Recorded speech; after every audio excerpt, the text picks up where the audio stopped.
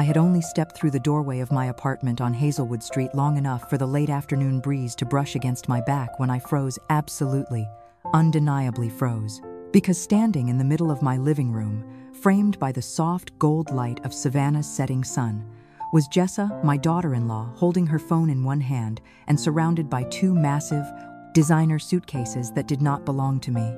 For a moment, I honestly wondered if I had walked into the wrong apartment. My grocery bags were still dangling from my arms, fresh peaches, a new loaf of bread, 2 cans of tomato bisque, all threatening to spill. And yet, somehow, the weight of what I was seeing was heavier.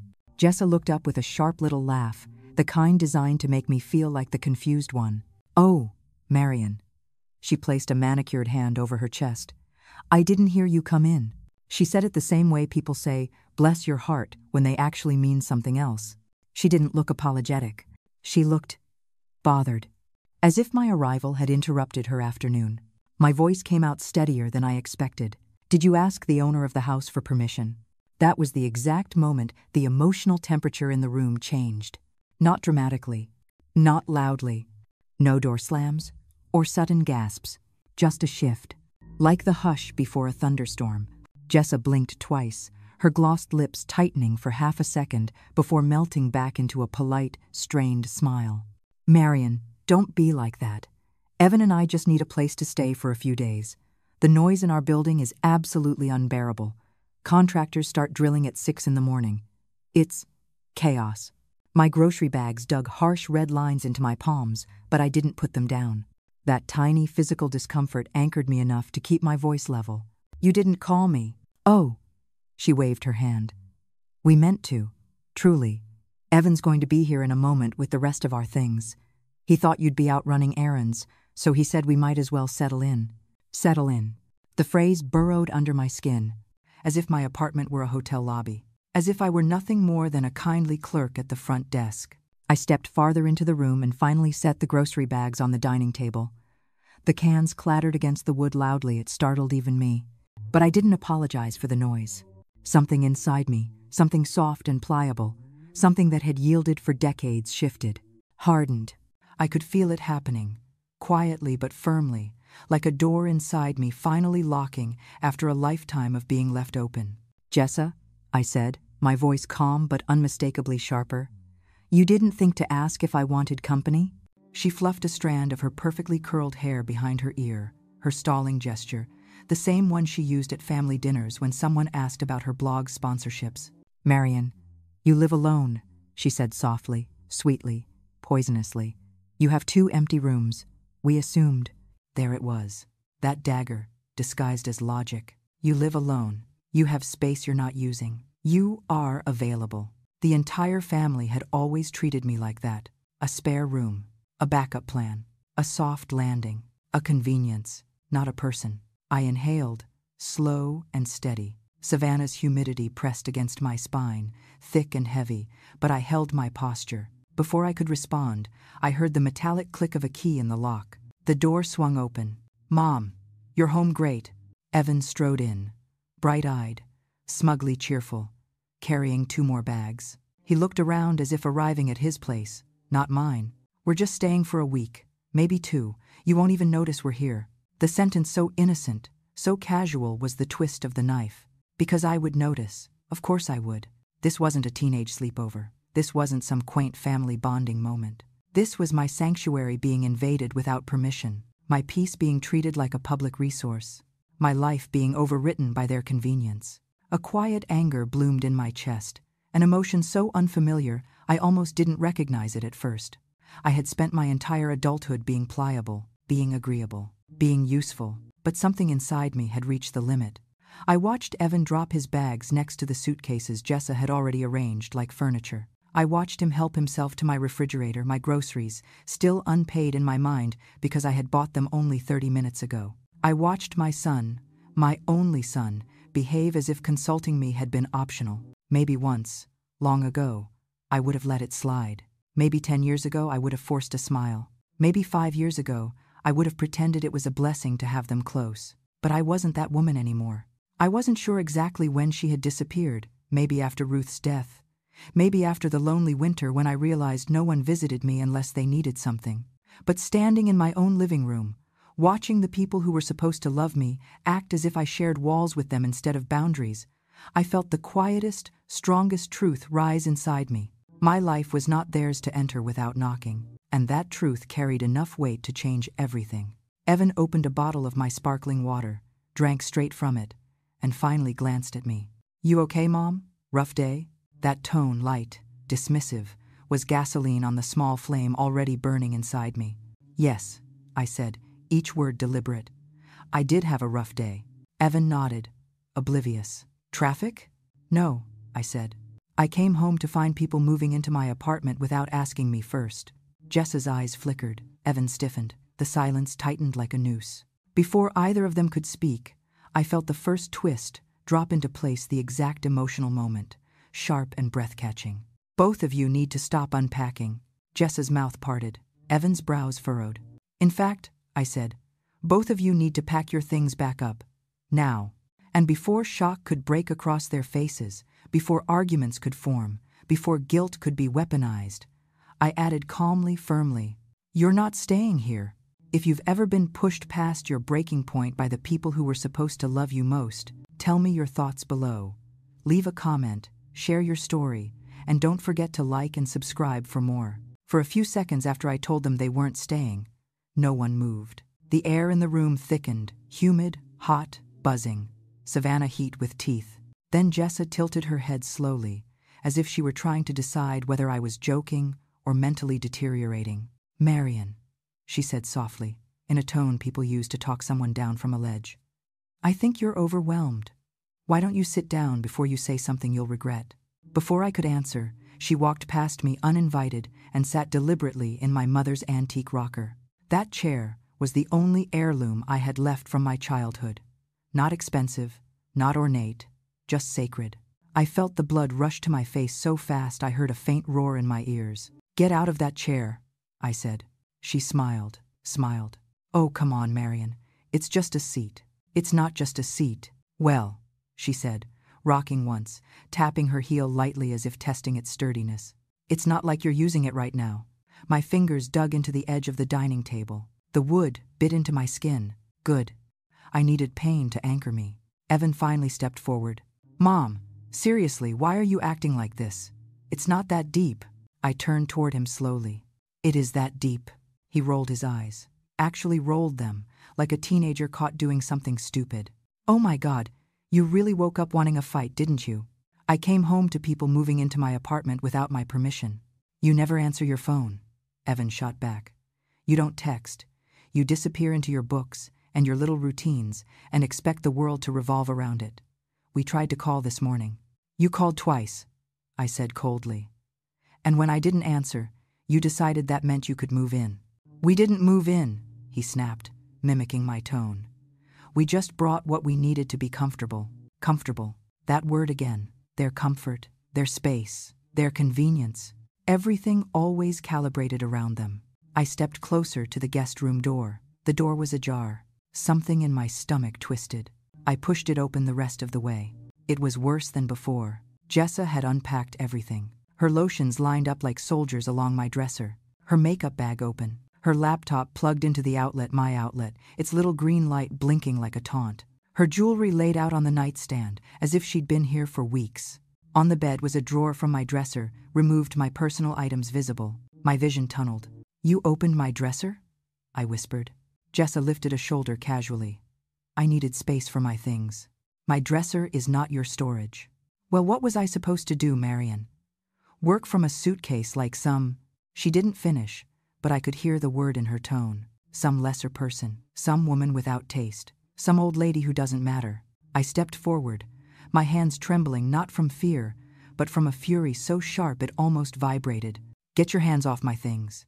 Jessa blinked, amused, unbothered. "You're being dramatic." And that was what snapped something in me. "No," I said loudly, something between a shout and a warning. "No, no more. Put my things back." Jessa scoffed. "Jesus, Evan, she's losing it. I told you moving in during a renovation would stress her out." Losing it. A phrase I knew too well. A phrase women my age heard right before someone took away their autonomy. Meanwhile, Evan was busy looking wounded.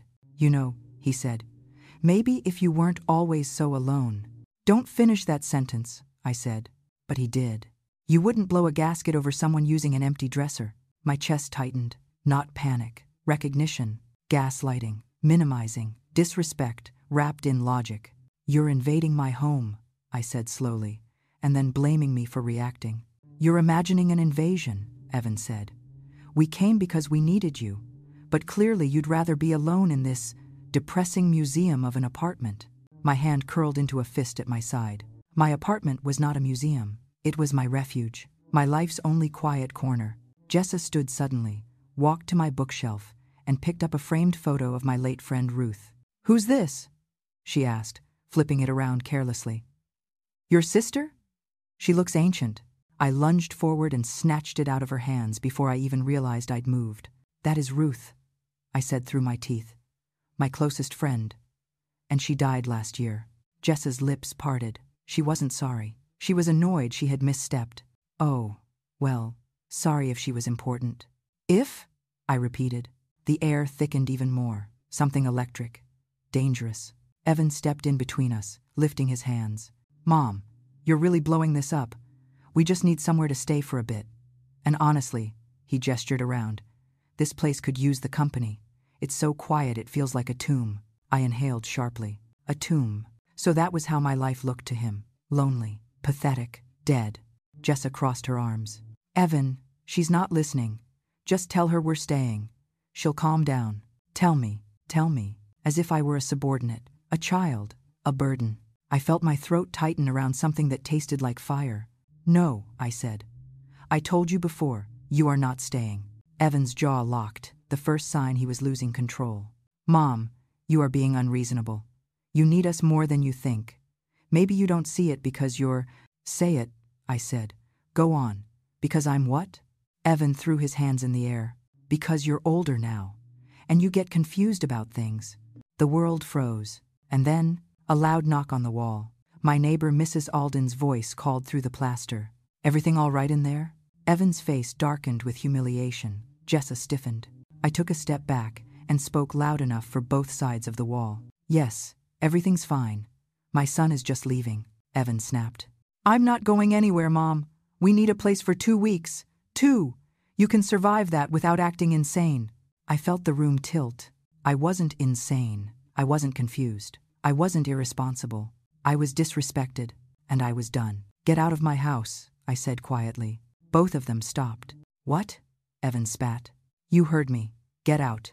Both of you. Right now. Jessa blinked, then laughed incredulously. You're throwing your own son out? You can't be serious. I've never been more serious in my life. Evan shook his head aggressively. You'll regret this. You always do this, overreact, push people away, then cry later. I've cried enough, I said. Get out. And this time, the tone in my voice, inflexible, unshakable, made both of them actually hesitate. For the first time, they realized I wasn't bluffing. I meant every word. Evan's expression twisted into something I hadn't seen since he was a child, a mixture of embarrassment, fury, and disbelief. The kind of expression that said, how dare you interrupt the narrative where I'm the reasonable one. Mom, he said slowly, as if I were hard of hearing. You really need to calm down and think about what you're doing. Calm down. Of course. The universal command used to silence women, especially older women, especially mothers who finally say no. Jessa's eyes darted between us. Her arms crossed tightly now, lips pressed into a thin line. Her carefully constructed softness had evaporated, leaving a faint hardness beneath. A sharpened version of herself. Evan, she said under her breath. She's having a moment. Just tell her we're not leaving. I heard that, I said. Jessa's smile was thin and triumphant, as though she had been waiting for this moment, waiting for me to be the unreasonable one. You weren't supposed to, she murmured. I walked toward the fridge, not because I needed anything, but because I needed distance, because I needed to stay upright. My legs felt strangely light, as though the floor weren't entirely stable. As I opened the refrigerator door, Evan moved quickly, intercepting me. And then he did something he had never done in his 40 years of life. He closed the fridge door for me, right in my face. Mom, stop walking away from the conversation. Walking away? I wasn't walking away. I was walking towards sanity. I straightened slowly, keeping my eyes on his. I'm getting a glass of water. No, he said, positioning himself between me and the sink. No, we're talking about this right now. Jessa leaned lazily against the doorway, her voice dripping with condescension. Maybe she doesn't understand the urgency, Evan. She said she's tired. Are you sure she's, okay to make these decisions right now? I froze. Evan pinched the bridge of his nose, pretending to be the calm, rational one. Jessa, don't say it like that. But isn't it true? She pressed. She's been alone too long. She's set in her ways. Maybe this is all too much stimulation at once. Stimulation, as if I were an overstimulated toddler having a tantrum. I turned toward her. Get out, I said again. She blinked rapidly, as if surprised I had a voice at all. Evan stepped closer, too close. His height had always made these confrontations uneven. He towered over me now, creating a shadow I did not want to stand in anymore. You're seriously kicking us out? He demanded. Over what? A misunderstanding? A misunderstanding, I repeated, incredulous. Evan, you broke into my home with luggage. We had a key, he shouted. A key is not permission, I countered. Permission comes from me. You didn't ask. Jessa exhaled dramatically, rolling her eyes. My God, Marian, you're being stubborn. People stay with family all the time. Family asks, I said. Family respects each other. Family helps each other, Evan snapped. I laughed, a sound that startled even me. Oh, really? I said. Then tell me, when was the last time you helped me? That hit something in him. His jaw clenched. Mom, that's not fair. Fair? I repeated. Fair is a luxury I haven't had in years. Jessa snorted. Oh, please. You have 2 empty rooms. You brag about them during holidays. I do not brag. You do, she said. You say you love the quiet, and now you suddenly care about privacy? Your stories don't add up. She sauntered to the guest room and unplugged her laptop with the cord yanked carelessly, as though daring me to react to every disrespectful gesture. And I did. I felt each one like a tiny cut across old wounds. When she walked back into the living room, she grabbed a handful of mail off the counter, a pile I hadn't sorted yet, and flipped through it, rifling without permission. Looking for something of yours? I asked sharply. She held up a bill and shrugged. Just trying to help you organize. This place is cluttered. My hand curled. It was not cluttered. It was lived in. She tossed the mail carelessly back onto the counter, and something inside me cracked wide open. Put your hands down, I said, each word slow and pointed. Put everything down. Do not touch another thing in my home. The temperature in the room shifted again, colder this time, sharper, as if tension itself had crystallized. Evan stepped forward. Mom, listen. We didn't come to fight. You didn't come to ask. I cut in. He threw up his hands. We had no choice. There's always a choice, I said. You just didn't pick the one that cost money. His face flushed hot red. Oh, so that's what this is about? You think we're freeloaders? I said slowly. You see me as free housing. That is not the same thing. That's insane. There it is again, I said. Insane. Dramatic. Overreacting. Confused. All the words people use when they don't want to admit they've crossed a line. He jabbed a finger toward the guest room. We couldn't stay in our condo, okay? It sounds like a construction site. We needed a place close to work. It made sense. To you, I replied. Only to you. Oh my God, Jessa muttered, under her breath but not quietly enough. This is exhausting, I snapped. Exhausting? I repeated loudly. You break into my home, rearrange my rooms, insult my space, and call me exhausting? A soft thud sounded against the shared wall. Mrs. Alden again. Everything's still okay, Marian. I swallowed the lump in my throat. Yes, I called. It will be. Jessa muttered something about nosy neighbors. Evan, flustered now, softened his voice, as though moderating a difficult meeting. Mom, we're asking for 2 weeks. 2. You can't handle 2 weeks with us? You cannot handle 2 weeks respecting me, I said. He slammed his palm against the dining table. Jesus, Marian, why do you always do this? Why do you make everything so much harder than it needs to be? I am not making it harder, I said calmly. I am making it honest. Well, your honesty, he hissed, is ruining our plans. That, I whispered, is what honesty does. Silence. Thick, choking, heavy. Then Jessa smiled cold, victorious. We're staying, Marian.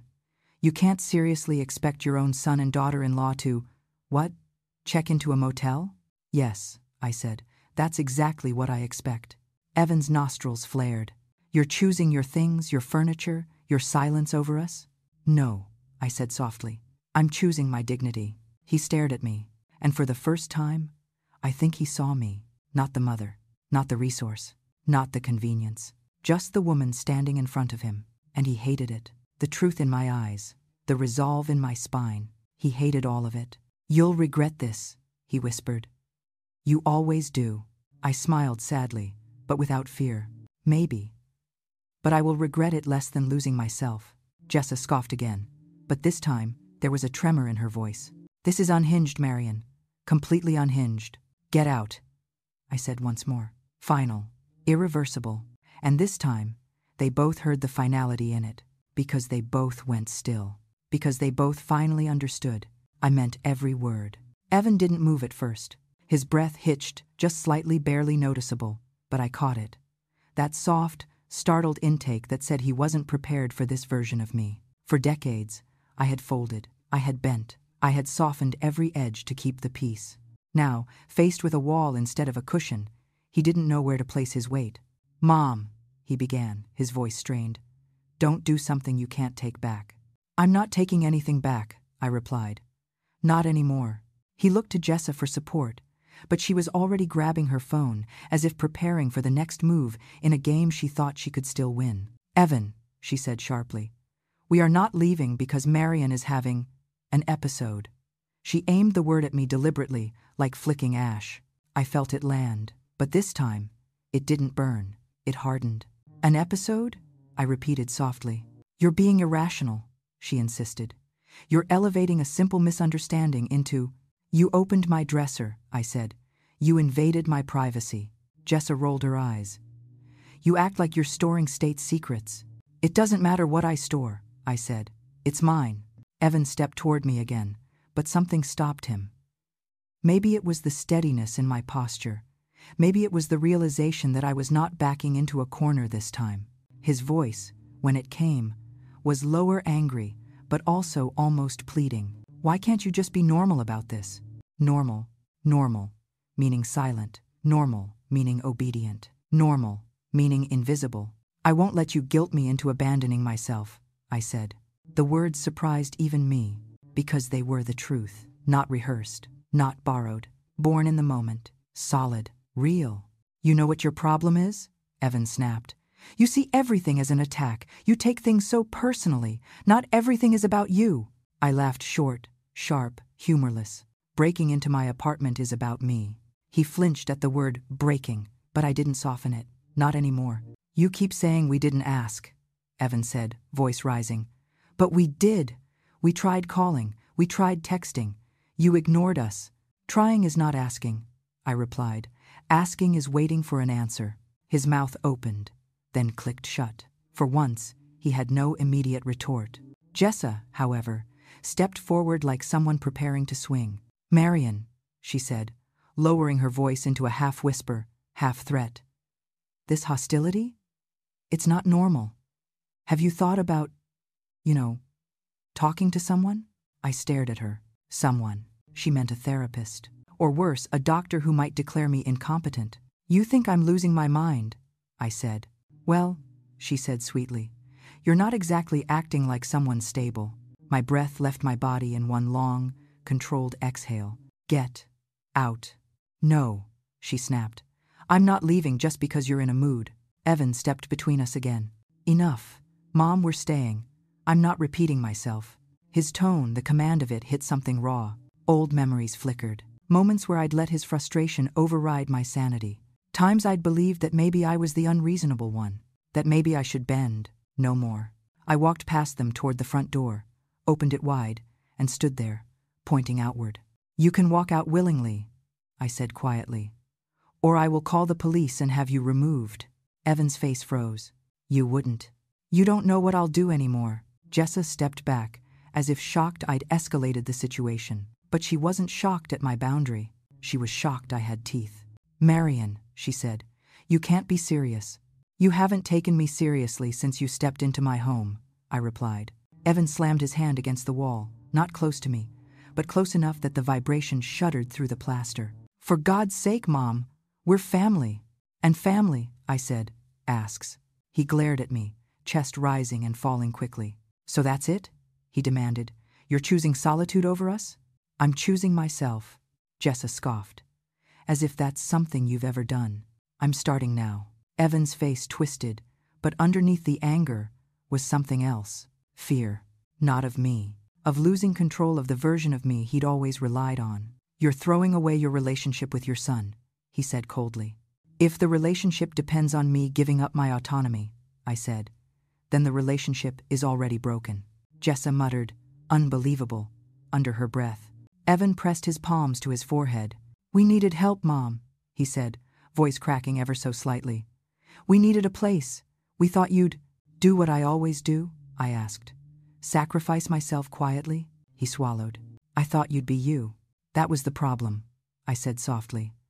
"I was being me in a way that erased me." A long silence fell. Then Jessa whispered sharply, "Let's go, Evan. She's not worth this." The words sliced through me, but I did not flinch. Evan didn't move. He just looked at me long and hard, as if searching for the mother he had always known, the version of me who could be coaxed or guilted or frightened back into compliance. But she wasn't here anymore. "You're really doing this?" he whispered. "Yes." "You're really kicking us out?" "Yes."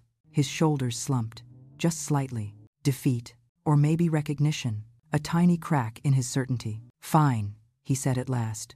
"We'll go." Jessa made an irritated noise but didn't argue. Not after the look Evan gave her, sharp, exhausted. She grabbed one suitcase. He grabbed the other. Evan paused, casting one last look around the apartment. Disbelief, sadness, anger. Then, quietly, "You're going to regret this when you're alone and nobody wants to deal with you anymore." His voice was so cold I felt it down to my bones. I met his gaze evenly. "I would rather be alone than be surrounded by people who don't respect me." He blinked, then he walked out. Jessa followed, muttering something under her breath I couldn't hear. I closed the door behind them, not gently, firmly, with finality. The click of the lock echoed across the living room, loud, clear, liberating. And for a long moment afterward, I simply stood there, my hand still on the doorknob, chest rising and falling slowly, like someone learning how to breathe again. Because that was what this was. A first breath, a painful one, a necessary one, but mine, all mine. The silence that followed their exit was so sharp, so sudden, it felt like the apartment itself had inhaled and forgotten how to exhale. For a moment, I stood there, palm still, pressed against the cool metal of the doorknob, unable to move. My body didn't shake, but some deeper part of me did. A place under the ribs where old fears had lived untouched for years. The hallway outside hummed with distant air conditioning. Footsteps echoed. An elevator dinged faintly. Life went on, perfectly unaware that I had just detonated the oldest, most fragile boundary I had never dared to defend. When my knees finally bent enough to carry me, I walked back into the living room. It still smelled like them. Jessa's perfume too sweet, artificial, sticky. Evan's cologne sharp, spicy, loud. Their energy lingered like an argument still vibrating in the walls. I closed my eyes and exhaled, a long, trembling breath. For a moment, just one, I wondered if I had gone too far. If I had become the villain. If I had crossed the line between dignity and cruelty. But then I looked toward the guest room. The door was still open. A sliver of my oldest wound was visible through it. I forced myself to walk toward it, slow steps, as if approaching a crime scene. Inside, the evidence of their entitlement remained. The dresser drawer Jessa had pulled out sat abandoned on the bed, its contents exposed. Socks, a notebook, a scarf from Ruth I kept tucked away because even 3 years after her death, touching it made my heart twist. Jessa's fingerprints were on all of it. Her intrusion wasn't in the drawer, it was in the audacity. Her lotions were lined up like soldiers, each one claiming territory. A pair of Jessa's heels sat neatly at the foot of the bed, as if she'd assumed the room belonged to her the moment she stepped into it. A half-open makeup compact glimmered on the nightstand, its powder dusted across my wood like an unwanted snowfall. I closed the drawer slowly, carefully, as though putting something sacred back into place. Then I gathered her things gently, because that was who I was, even when I didn't want to be, and placed them on the bed, not angrily, not spitefully, deliberately, reclaiming my space inch by inch. As I did, a text alert chimed. My phone was still on the dining table. I walked to it with a sinking feeling. Evan, you didn't have to humiliate us like that. Humiliate. As if their actions had been perfectly reasonable, and my refusal was the offense. I didn't reply. Another message buzzed before I could even set the phone down. Evan, you made Jessa cry. She thinks you hate her. Is that what you wanted? I closed my eyes. No, it wasn't. But it also wasn't my job to protect someone who broke into my dresser and called me unstable. I placed the phone face down. Another buzz, then another. 5 messages, then 7. Each one more pointed, more accusatory, more desperate. Evan, we came to you because we thought we could trust you. Evan, you've changed. And not in a good way. Evan, maybe you do need to see someone. There it was.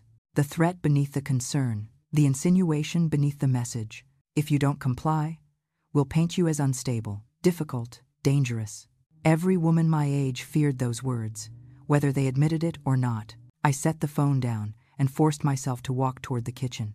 I needed something to hold, something solid. A glass, a cup, a knife. No, not that. I settled on my favorite mug, the one with hand-painted magnolias curling around it. I filled it with water, rinsing my shaking fingers under the tap longer than necessary. The running water helped steady me, helped drown out the echo of Evan's final threat before he left. When you're alone and no one wants to deal with you, remember this. But as the water poured into the mug, another memory slid into my mind. Ruth, in the hospice bed, her voice weak but unwavering. Don't you ever let them take pieces of you just because they feel entitled to them. At the time, I thought she meant past boyfriends, old employers, random strangers. I didn't realize she meant family too, especially family. I dried my hands. Another knock startled me. Sharp, hard. My heart seized. Were they back? I walked toward the door, bracing myself. But it wasn't Evan or Jessa. It was Mrs. Alden, my 84-year-old neighbor, leaning heavily on her cane. Her eyebrows were knitted with concern. I heard shouting. She said softly, "Are you all right, dear?" I wasn't used to being asked that, not sincerely, not without an agenda. "I'm fine," I lied. She studied me, a long, experienced look only older women know how to give. "No," she murmured. "You're not. Come here." She opened her arms, and I stepped into them before I could stop myself. It wasn't a tight embrace, just warm, real, steady. She didn't ask what happened. She didn't pry. She just held me long enough to make my throat tight. "You're stronger than you think," she whispered, "even when you don't feel like it." When she left, I closed the door gently behind her and pressed my forehead against the wood. Strong. I didn't feel strong, not even close. But something was different, because even in my trembling, even in my exhaustion, even in the hollow ache beneath my ribs, I didn't feel wrong. Not this time. Not at all. I turned off the lights, letting the apartment settle into a quiet hush. The kind of quiet I used to resent. The kind of quiet I now needed like oxygen. But as I walked back into the living room, the buzzing started again. My phone, more messages. Not from Evan. From Lydia, my sister. "Lydia, Evan just called me. What did you do?" I let the screen fade to black without answering, because that was a problem for tomorrow, not tonight. Tonight belonged to me. For the first time in decades, and that small, fragile truth, that tiny flame of self-worth, was the only warmth I needed. I barely slept. I drifted in and out of thin, uneasy dozing, the kind where your eyes close, but your mind stays painfully alert, replaying every moment, every word, every gesture. The apartment felt cavernous in the dark, as if their departure had opened a wound somewhere in the walls. At 4:17 a.m., I sat upright in bed, heart pounding hard enough that I had to place a hand on my chest to feel something solid. The room was quiet, too quiet, and for half a second, I feared I had made a mistake so catastrophic that there was no way to recover from it. Then I remembered the open dresser drawer, the tilted picture frame, the condescending tone, the audacity. No, I had not made a mistake, but the loneliness, the silence, they had their own weight, heavier than 2 suitcases, heavier than Jessa's perfume. I pushed my feet into slippers and walked through the apartment, turning on a soft lamp here and there. Dawn hadn't yet reached Savannah's moss-draped trees, and the world outside my window was a deep blue gray. Hazelwood Street was quiet in those hours, a rare stillness before the city's humidity woke up and coated everything. I brewed coffee, letting the familiar sound of the machine anchor me. The rhythmic drip, the slow pooling of dark liquid, it steadied me. But as I brought the mug to my lips, my phone buzzed again. I froze. A knife edge of dread ran down my spine. Not because I feared my son's anger anymore, but because I feared my own heart, the part of me still susceptible to guilt. I turned the screen over. Lydia, call me when you wake up. This can't wait. Then another. Lydia, Evan is devastated, Marian. He's in shock. We need to talk. The phrasing was deliberate. We need to talk. Not you and him. We. The familiar family triangulation. One person calls the other. The problem becomes a committee matter. A silent expectation. Fix it. Apologize. Reassume your role. I silenced the phone. Not because I didn't care, but because I needed space to breathe before stepping into another emotional minefield. I sat by the window, watching the first hint of sunrise leak into the sky, pink streaks pushing their way past the horizon like bruises fading. It was then, unexpectedly, that my eyes drifted to the rocker, my mother's chair, the same one Jessa had desecrated with her careless body language the day before. My chest tightened painfully. That chair was the core of everything I had never said. When I was a child, I used to crawl into it when I was scared. When my mother died, that chair was the only thing I took from her house. I had sat in it every night during my postpartum depression after Evan was born, rocking him until the sun rose. Ruth once joked it was the closest thing I had to a confession booth, and yesterday, Jessa had desecrated it with a smirk. I reached out and ran my fingers along its curved arm, smooth, warm, unchanging, unlike everything else. The chair held my weight as I sat carefully, letting my body settle into the familiar grooves. For the first time since I'd bought this apartment, I allowed myself to rock, slowly, gently, breathing into the motion. That was when another knock broke the silence. 2 light taps. I closed my eyes, bracing for the worst. But when I opened the door, it was Detective Simon Brooks, the neighbor 3 doors down. He wasn't in uniform, just jeans and a loose gray Henley, coffee in one hand, a leash in the other, leading his old beagle, Jasper. "You're up early," he said softly. His voice was low, warm, textured, like aged oak, a voice used to calming people in crisis. "I couldn't sleep," I admitted. His eyes flicked over my face, taking in the exhaustion, the tension, the remnants of last night's adrenaline. "Rough night?" he asked. I considered lying, but something inside me was too tired to pretend. My son and daughter-in-law tried to move in without asking. Simon let out a slow whistle. "Ah. The classic, surprise cohabitation ambush. Happens more than you'd think." I blinked at him. "That's a thing?" He shrugged with a half-smile. "You wouldn't believe how many wellness checks we get from parents who try to set boundaries and get steamrolled." Steamrolled. The word struck deep. "I told them to leave," I murmured. "And they left?" he asked. I nodded. "Good." The firmness in his tone startled me. "You don't think I overreacted?" Simon leaned against the hallway wall, Jasper sniffing around his boots. "You can't overreact to being disrespected in your own home," he said. "You're allowed to have space, you're allowed to have peace, and you're allowed to say no." Simple words, but they loosened something tight inside my chest. "Most people don't think that," I whispered. He smirked slightly. "I'm not most people." Jasper grunted in agreement, plopping down. "Anyway," Simon continued, "if things escalate, if anyone harasses you or shows up again demanding entry, you knock on my door.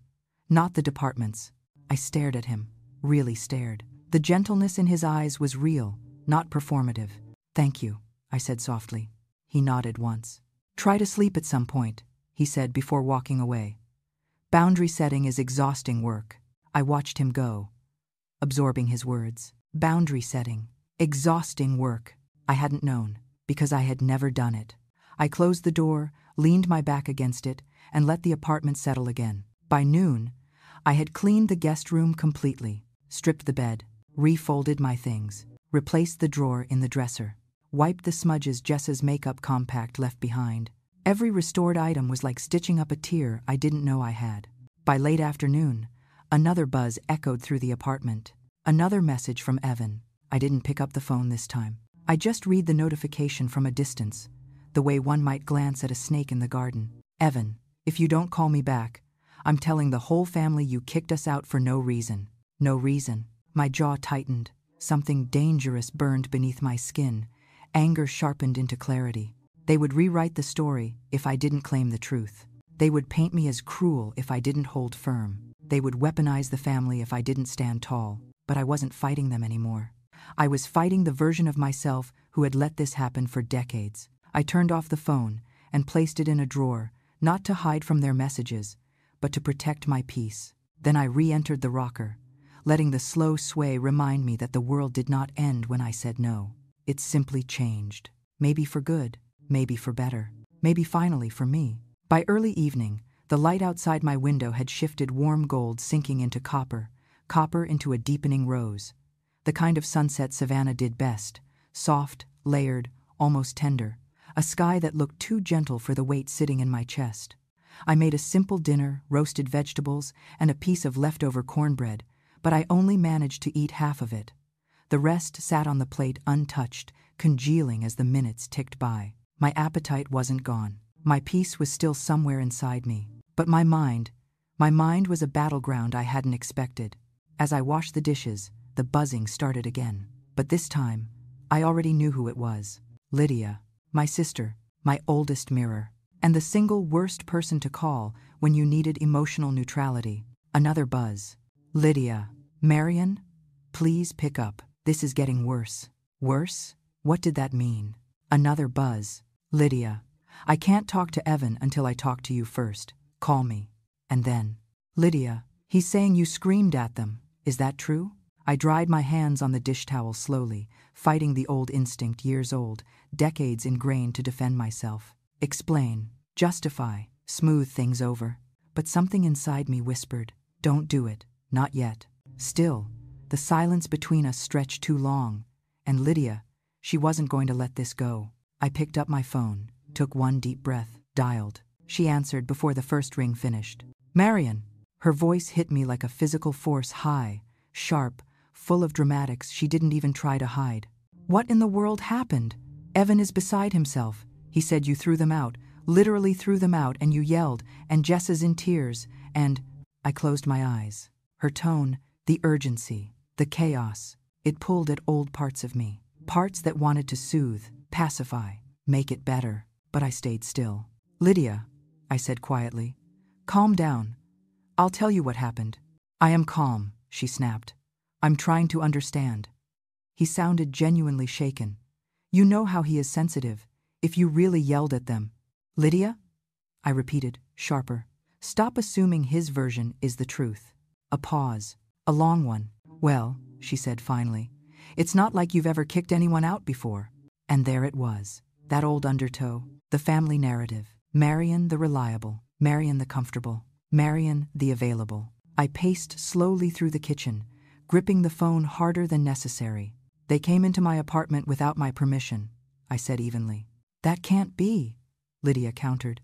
Why would they do that? Because they assumed they could. Lydia made a noise somewhere between disbelief and irritation. Well, you do have 2 spare rooms. I stopped pacing. The number of rooms I have is irrelevant. It's not irrelevant, she insisted. If I had space and my daughter needed somewhere to stay, of course I'd let her. And would you want her showing up with 2 suitcases before you agreed?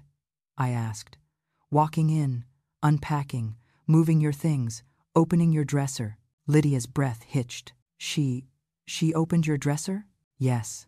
With, all your personal? Yes. Another pause. Then a quieter voice. Well, that changes things. But not enough. Not even close. Lydia, I said gently. She also sat in Mom's chair. You know the one. Rocked in it. Mocked the way the apartment looked. Said I'm not stable. Lydia inhaled sharply. Oh dear. That's unacceptable. Her tone softened, thawing just slightly. But Evan didn't mention any of that. Of course he didn't. Why not? Because it made him look bad. She sighed heavily, guilt creeping through her voice. I knew that tone. Lydia had always been half aware of the family's unfair expectations of me, but she'd never confronted them. It was more convenient to let me play the martyr. Marian, are you sure you aren't being overly sensitive? You've been a bit isolated lately. With Ruth gone, with you living alone, these things can cloud your judgment. And there it was again. The subtle implication that my emotions were unstable, that solitude had warped me, that my boundaries were confusion disguised as conviction. I felt something inside me harden, cold, clear. No, Lydia, I said. I saw everything perfectly. Well, I just don't want you to lose your relationship with Evan, she murmured. Your only child, Marian, the only family you have left. I let the silence stretch, because Lydia didn't realize her words were a knife, not maliciously, just ignorantly, carelessly, the same way our family had always been careless with each other, especially with me. You make it sound like I'm supposed to tolerate disrespect because I'm a mother, I said quietly. That's not what I'm saying. It's what you mean. Another pause. I could almost hear her thinking, her layered guilt and generational conditioning wrestling inside her. You didn't used to be like this, she said finally. You were always so accommodating. I know. And now you're harder. I know. And the timing after Ruth died. Don't, I said sharply. Don't turn this into grief making me irrational. Lydia exhaled. I'm not. I'm just trying to understand. Because Evan is hurting. So am I. But you're the mother. I nearly dropped the phone, because there it was, the oldest expectation, the quiet curse placed on every woman in our family. You're the mother. Meaning, you bend first. You bend always. You apologize. You endure. You silence yourself. You make it easy. Even if it kills you. Lydia, I said, my voice shaking not with fear, but with truth finally rising. I am not just a mother. I am a person. A long, stunned silence. Then softly, I'm sorry. I hadn't expected that. Ruth warned me, I said. Before she died, she told me I was disappearing. She told me I needed to choose myself before it was too late. I didn't understand her then. I do now. Lydia sniffed. Oh, Marian, I didn't know you felt like this. I didn't know either. You really needed someone, didn't you? She whispered. Yes. And no one came. No, I said softly. No one came. There was another long pause. Then, I'll talk to Evan. Don't, I said immediately. Why not? Someone has to. No one has to do anything, I said firmly. Let him feel what he feels. Let me feel what I feel.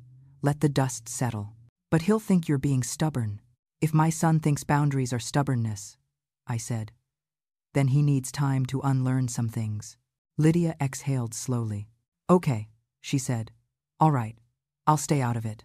I felt a weight lift slightly, not gone, not healed, but lighter. Thank you. We hung up.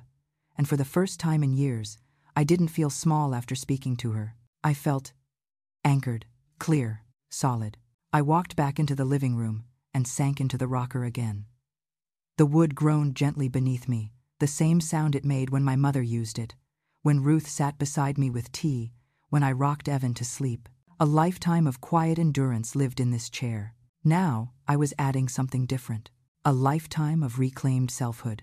Just as I exhaled a deep, cleansing release, my phone buzzed again. A single message from Evan. Evan, if you think this is over, it's not. No explanation. No apology. No attempt to reconcile. Just a warning. And yet, for the first time in my life, it didn't shake me. I stared at the message, then deleted it. Not out of anger. Out of peace. Out of the knowledge that healing was not going to come from force, or fear, or guilt. Healing, when it came, would come when he was ready to see me as I really was. And I was prepared to wait, but not to bend. Not this time. Evan didn't show up that evening, or the next morning, or even the next afternoon, though I checked the hallway every time I heard footsteps, every time the elevator hummed, every time a shadow passed under the doorframe. Part of me wondered if he would never come at all. If he would leave his and Jessa's things as a deliberate punishment, a reminder that I had broken tradition, that I had cut the cord he believed would always hold. But on the third day at 3:07 the afternoon, the doorbell rang. A single chime, sharp, cold. I stood completely still. My heart beat once, twice, then settled into something calmer than I expected. I opened the door. Evan stood there alone. No Jessa, no perfume cloud, no forced smile. Just my son, shoulders stiff, jaw set, holding 2 large canvas bags in his hands. Not the suitcases, those he must have left in the car. These were empty. He planned to collect every trace of their presence. Mom. He didn't say it with affection, just acknowledgement, a placeholder for everything he wasn't saying. Evan. He didn't wait for me to invite him. He walked past me, his shoes clicking on the hardwood floor, and headed straight toward the guest room. Not a hug, not a question, not even eye contact. A lifetime of intimacy, replaced by silence. I closed the door gently behind him and remained rooted in the living room, allowing him space, if not out of deference, then out of self-preservation. The air trembled with tension, not explosive now, but something harder, brittle. After a moment, he spoke from inside the room. You folded everything. I always do, I said. He didn't respond, but I heard the sound of drawers opening, items being zipped, objects being collected with movements that were too precise, like someone packing under anger's strict supervision. The zipper dragged harshly across fabric. Evan sighed an exhausted, frustrated exhale that scraped at the back of my nerves. Then he stepped out. He had the 2 canvas bags filled now, handles straining. He adjusted their weight, and for one moment, just a fraction of one, I saw something flicker in his expression. Not anger, not pride. Something closer to hurt or betrayal. Or maybe the sudden awareness that he had lost something intangible. Is that everything? I asked. No, he said simply. Not even close. He walked past me, toward the front door, but halfway there, he stopped. He lowered the bags to the floor and turned around. For the first time since he walked in, he looked directly into my eyes. Not as a son, not as a victim, not as a tyrant, just a person. What happened to you, Mom? His voice wasn't angry, it wasn't mocking, it wasn't even loud. It was something far worse. Small, confused, almost lost. I held his gaze. I remembered myself, I said. He blinked, as if the answer didn't fit into the script he had prepared. What is that even supposed to mean? It means, I said softly, that I'm not just the mother who fixes things, or the mother who swallows things, or the mother who disappears so everyone else can feel comfortable. His jaw tightened. I didn't ask you to disappear. No, I said. You just never noticed when I did. A muscle in his cheek twitched. That's not fair. No, I said. What's not fair is you showing up with suitcases before you talk to me. It's you assuming my space is yours. It's you calling Lydia before you called me.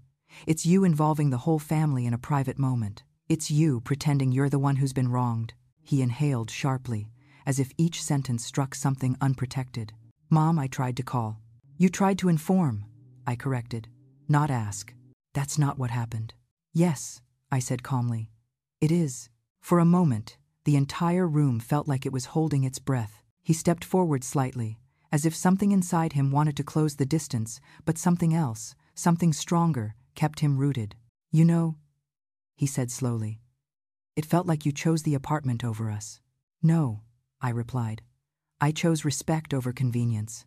Whose respect? Mine. The word hit him. I saw it land. He swallowed. I never realized you needed that much space. Space. Such a small word for such a vast, aching truth. I never realized you needed that much permission, I replied. He blinked, lowered his eyes, then lifted them again. Well, he said quietly, I'm here for my things.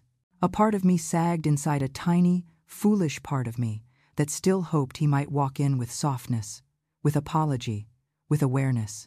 But that wasn't the version of Evan standing here. The one in front of me was still defending his story. Everything is on the bed, I said gently. I folded it so nothing would get wrinkled. He nodded stiffly. Thanks. That small word, muted, reluctant, felt like proof of something else. He wasn't ready to understand. Not yet. Silence filled the apartment again. He looked at the door, then back at me. Can I use the bathroom before I go? He asked. The question struck me deeply, not for the words, but for the tone. He asked, for the first time in days. Yes, I said. Of course. He disappeared down the hallway. The bathroom door clicked shut softly. I leaned against the dining table, my hands gripping the edges, grounding myself. When he returned, he picked up the bags again and moved toward the exit. He paused in the doorway. His voice was barely audible. Do you want to say anything before I go?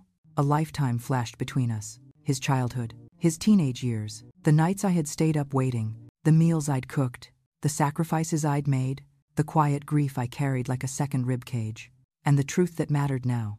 "Yes," I said, stepping closer. He lifted his chin, bracing himself. "I love you," I said. "I always will." He swallowed hard. "But I am not going to sacrifice my well-being," I continued, "just to avoid your discomfort. Not anymore." His eyes glistened, not fully tears, but close. "So that's it?" he whispered. "That's the beginning," I said. He exhaled shaky, unsure, and nodded once. "Goodbye, Mom. Goodbye, Evan." He stepped into the hallway. The door closed behind him with a small, final click. And just like that, the apartment became quiet again. Not lonely, just quiet. A quiet I chose. A quiet I deserved. A quiet that finally mercifully belonged to me. The apartment felt different after Evan left. Not empty, just rearranged. As if something old and stale had finally been swept out, leaving behind a new kind of quiet. Not the oppressive stillness of loneliness, but the clean silence of possibility. I spent the next few hours doing what I always did when life rattled me. Tidying. Not obsessively. Not nervously. Just deliberately.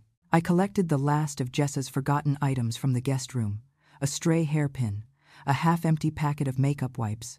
A silk scarf she had left hanging on the doorknob like a claim marker. I folded everything and placed it in a small bag. If she wanted it, she could ask.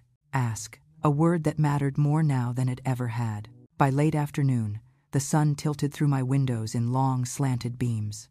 Dust motes floated lazily in the air, drifting like tiny, suspended planets orbiting nothing but silence. I sat down in Mom's rocker, letting my body sink into the creak of wood and memory. For years, I'd loved the idea of quiet, romanticized it. But now, I realized this version was different. This quiet wasn't the thin hush of loneliness. It was the thick, grounding quiet of ownership. My phone buzzed once. A message from Lydia. I didn't open it. Not yet. I turned the phone face down on the coffee table just as another knock sounded at the door. My heart jumped, but not from fear, from uncertainty. 3 gentle taps. Not Evan. Not Jessa. Not family. When I opened the door, Simon Brooks stood there again, holding a small paper bag in one hand and Jasper's leash in the other. "Evening," he said simply. I blinked. "Hi." He held out the bag. "Fresh biscuits. My neighbor downstairs always bakes too many. Thought you might want some." I hesitated, not because I didn't want them, but because kindness always felt like a language I'd forgotten how to speak back. "Thank you," I finally said, taking the bag. "That's thoughtful." He shrugged with a crooked half-smile. "Well, yesterday sounded rough. Figured you could use something warm." I stepped aside automatically. "Would you like to come in?" I asked. He shook his head. "No pressure. Just passing through. Jasper needed a walk, and I wanted to check on you." The simplicity of his tone made something unclench inside me. He wasn't pitying me. He wasn't pressing himself into the doorway. He wasn't expecting anything. He was just present. Jasper tugged gently on the leash, sniffing the floor near my slippers. I reached down and rubbed the dog's velvety ears, feeling comfort in the easy, unconditional nature of animals. "You're a good boy," I whispered. Jasper's tail thumped once in approval. Simon watched quietly, leaning his shoulder against the hallway wall. He wasn't a man who filled silence with unnecessary words. A blessing, really. "How are you feeling today?" he asked. The question wasn't a formality. He meant it. "I don't know yet," I admitted. "It's been a long few days." He nodded slowly. "Boundaries always feel heavier on the days after." I exhaled. "Yes, they do." He glanced toward the interior of my apartment. "Mind if I say something a little direct?" I raised an eyebrow. "Please do." "You don't look weak," he said. "You look relieved." Relief. The words sank into me like sunlight. "I think I am," I said quietly. He nodded once. "Well, if you need anything," he said, adjusting Jasper's leash, "or if anyone gives you trouble, you knock. I'm home most evenings." I smiled. It felt strange on my face, like rediscovering an old photograph of myself. "Thank you, Simon." He tipped his head in something like a half-bow, half-acknowledgement. "Get some rest, Marian." When he walked away, Jasper padding along beside him, I watched them disappear down the hallway, two silhouettes framed against the old patterned carpet, moving slowly but steadily. For a moment, I let myself feel what I had been resisting. Gratitude, not for the biscuits, not for the concern, but for the fact that someone, without asking for anything in return, had shown up with softness instead of demands. The apartment welcomed me back in a warm hush as I closed the door. I made a cup of tea, placed the biscuits on a small plate, and sat with the comforting smell of butter and honey rising from them. And for the first time in a long while, I allowed myself to eat slowly, savoring the warmth without guilt. I opened the window just enough to let in the humid breeze and listened to the cicadas starting their evening chorus, a sound I had always found soothing, even in my darkest moments. The rocker creaked as I sat once more, tea in hand. Memories drifted in uninvited, but not unwelcome. Evan at age 5, running into this very room after scraping his knee. Evan at 14, slamming doors because I told him no to a late-night party. Evan at 28, asking for a loan he never repaid. Evan at 33, moving in for 3 months, just until things settled with Jessa. And me, every time saying yes, softly, automatically, because mothers did that. But now, sitting in the chair my own mother had rocked me in, I realized something I had never allowed myself to think. My mother never told me to lose myself. She taught me compassion, not erasure. She modeled generosity, not martyrdom. She asked me to love, not to disappear. Somewhere along the way, I had confused sacrifice with virtue. And Evan, raised by a mother who did everything without complaint, learned a lesson I never intended to teach. That love meant availability. That love meant silence. That love meant yes. I sipped my tea. The bitterness steadied me. I reached for my phone almost without thinking, not to read Evan's messages, not to reply to Lydia, but to open a new note, a blank page. At the top, I typed, "Things I want." The words stunned me. I stared at them for several seconds before the list began to come. A clean apartment, a life with boundaries, quiet mornings, respect, rest, friendship, space for grief, space for hope, space for myself. Halfway down the list, my breath trembled, because I hadn't made a list about myself in decades, not once, not since Evan was born. I added one more line. I want a life that belongs to me. The sentence glowed on the screen, simple, clean, and shockingly revolutionary. A quiet knock sounded then, soft, hesitant. Not Simon, not Evan. Probably the mailman leaving something at my door. But as I stood and crossed the living room, my heart lifted with the faintest flutter, hope, or strength, or something unnamed. Whatever it was, it felt like the beginning of something new. I opened the door. A small, padded envelope lay on the mat. No name of a sender, just my name in neat handwriting, Marian Ellsworth. I picked it up, closed the door, and held the envelope up to the light. Inside was only one thing, a folded piece of paper. When I opened it, I recognized the handwriting instantly. Ruth's. My breath caught. The note read, "Live for yourself, Marian. Don't wait until it's too late."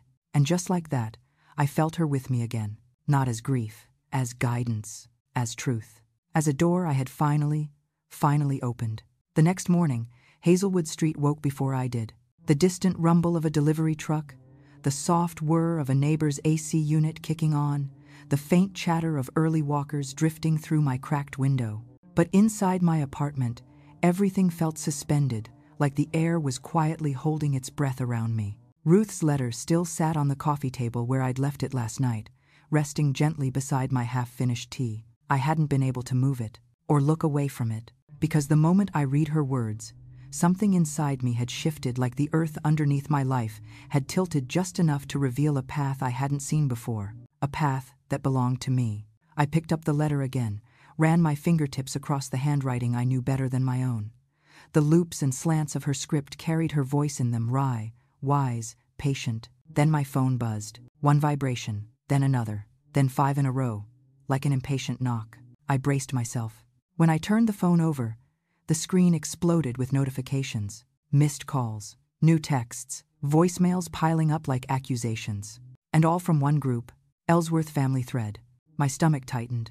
That thread existed for birthdays, holiday plans, church announcements, never for emergencies. So seeing 33 unread messages sent a cold prickle down my spine. I opened it with a slow, deliberate breath. The first message was from my cousin Joanne. "Joanne," Evan called me. "Is everything okay?" He sounded terrible. Then my sister, Lydia. "Lydia." I spoke with Evan again. "He's very hurt, Marian. You need to address this." Then Henry, my nephew, who barely remembers my birthday. "Henry, Aunt M. I'm sure it's just a misunderstanding. Maybe apologize first and talk it out?" Then Joanne again. "Joanne, we all know things have been hard for you since Ruth passed. Grief does strange things. We understand." There it was.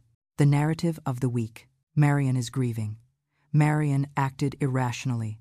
Marian needs to fix it. As if grief negated reason. As if grief invalidated boundaries. As if grief made me incapable of seeing disrespect clearly. And then, the one that made me grip the phone harder. "Evan, don't bother reaching out to me yet, Mom. You need time to cool off and think about what you've done. I'll talk to you when you're ready to be reasonable again." Reasonable. The word cut through me. Reasonable had always meant yield, bend, break yourself gently. Let them decide who you are. I stared at the message until the letters blurred. Then Joanne chimed in again. "Joanne, we love you, Marian. We just don't want you to push your son away." Push him away? They had all missed the point entirely. I wasn't pushing. They were tugging at the same old threads that had frayed inside me for decades. I typed a message slowly, my fingers steady. "Me.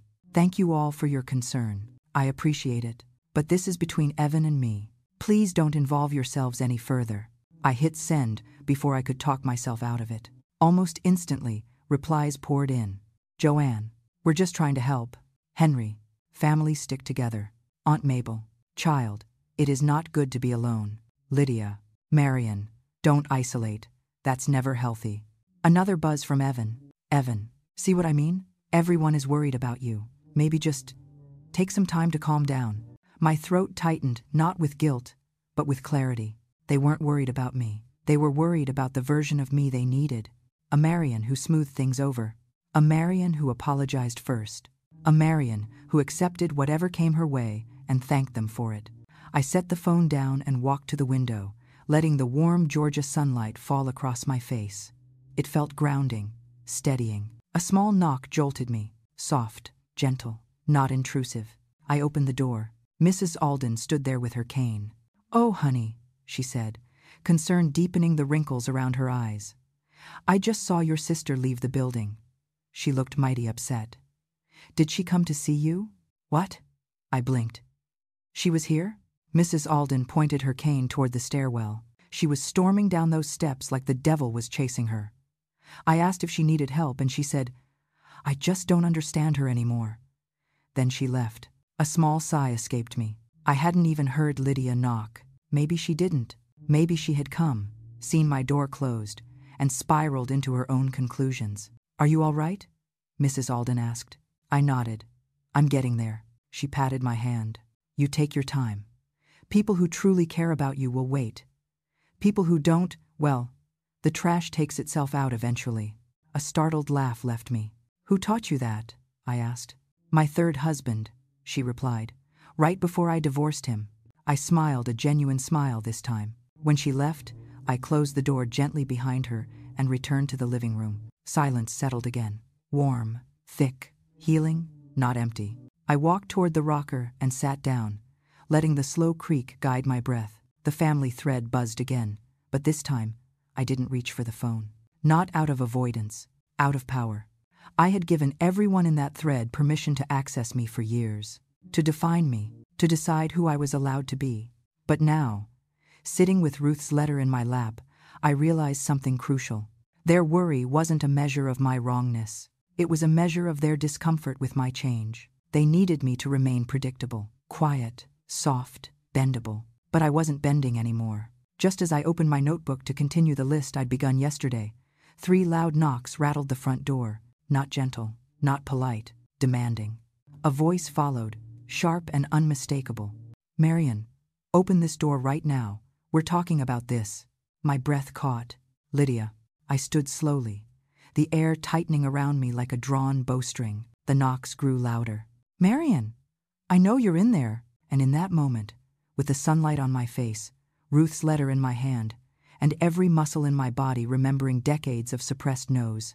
I walked toward the door. Not with fear, not with guilt, with something stronger. Selfhood. This was not going to be another scene where I smoothed things over. This time, Lydia would hear the truth. All of it. I unlocked the door, opened it, and looked my sister dead in the eye. Lydia didn't wait for an invitation. The moment I opened the door, she pushed past me with the urgency of someone convinced disaster had struck, and she alone could extinguish it. Her perfume, sharp gardenia with a hint of powder filled my apartment in an instant, clinging to the air like an accusation. "Marian," she said, turning on her heel. "What on earth is going on with you?" The question wasn't gentle. It was loaded, a demand disguised as concern. I shut the door quietly. "It's good to see you too, Lydia. Don't start with me," she waved her hand dramatically. "Evan is a wreck. He's saying things I can't even repeat. And Jessa, oh Lord, Jessa is telling everyone you attacked her." I blinked. "Attacked?" Lydia threw her purse onto the sofa and paced, arms flailing as she talked. "She said you screamed at her to get out of the house, that you threw her things, that you were shaking, Marian, and that you were not in your right mind." I felt something tighten inside me. Not fear, not guilt, a slow building heat. "Well," I said evenly, "at least she's consistent." Lydia stopped pacing. "What does that mean?" "It means," I said, "that she's twisting the story again." Lydia pressed her fingers to her temples. "Marian, please don't make this harder. I'm trying to help you." "By believing them over me?" She winced. "I'm not saying I believe them. I'm saying you're acting out of character." "Out of character," I repeated quietly. "Meaning I'm not being the version of me you all prefer." Lydia's eyes narrowed. "Marian, don't be dramatic." I stared at her. It was astonishing how easily they said that, as if emotion itself were a defect, as if years of silence and sacrifice hadn't been dramatic, just invisible. Lydia took a breath, steadied herself, and crossed her arms. "Just tell me why you kicked them out." I inhaled slowly, feeling my ribcage expand with truth. "Because they arrived uninvited." "Oh, come on." "Because they walked into my home, as if it were theirs." "That's family." "Because Jessa unpacked in my guest room without asking." "That's because she opened my dresser." Lydia stopped, mid-step, mid-breath. "What?" I repeated, deliberately. "She opened my dresser. My private things." Lydia's face slackened. "And Evan let her?" "Yes." She sank onto my couch slowly, the indignation draining from her body, replaced by something resembling shock. "Oh." I crossed my arms. "Is there anything else you'd like to defend?"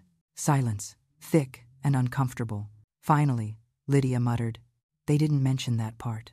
"Of course they didn't." She rubbed her forehead.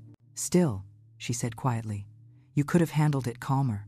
"There is no calm way to reclaim your dignity," I replied. Her gaze flicked upward, studying me, searching for the compliant sister she'd known all her life. She didn't find her. "What's changed in you?" she whispered. I sat beside her, not close, but close enough that she could see me clearly. "I stopped shrinking," I said. Lydia looked genuinely confused. "Shrinking?" "Yes," I said softly, "shrinking myself. Shrinking my needs, shrinking what I wanted, shrinking what hurt me, shrinking my anger, shrinking my voice." She swallowed hard. "I thought you were being strong," she murmured.